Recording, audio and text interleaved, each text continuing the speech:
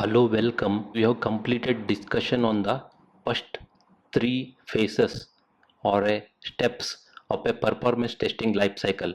Now we will discuss on tool selection for performance testing. Tool selection involves choosing appropriate performance testing tools. Example, you might be using JMeter or load runner or Gatling based on the application and the testing requirement. And these tools, JMeter or load runner or Gatling, we use for generating the user load and also monitoring the response.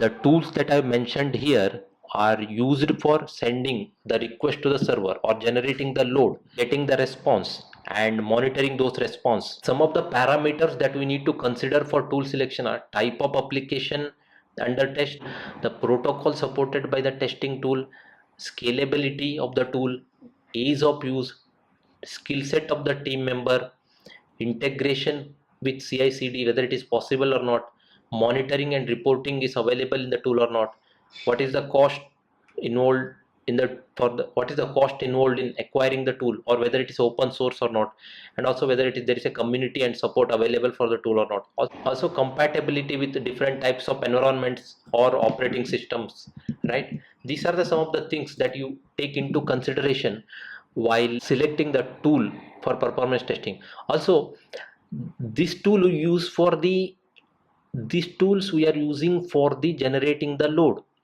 right, or generating the request or sending the request to the server. And same time we might also be using some other tools for monitoring the server performance or a server metrics, such as web server, application server and database server. In these servers we might want to monitor the CPU usage, memory usage, disk IO, also network usage, right? These things we might want to monitor from each of this server as well. In that case, we will install the tools in the server, or we might install tools in a separate monitoring server which will connect to these servers and collect the parameters or a performance metrics of these servers. And some of the tools used here, example, these are native tools, mean they come with the servers. Some of the tools, Apache web server will have a server mode status, Apache application server will have Tomcat manager, and MySQL server will have MySQL enterprise monitor.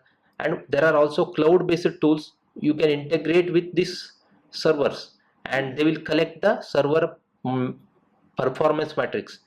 Some of the examples include New Relic, Datadog, Dynatrace, App Dynamics, Azure Application Insights, Dynatrace, Amazon CloudWatch, Datadog APM for databases, Darwin database performance monitor. These are some of the common tools. There are various other tools available in the market as well.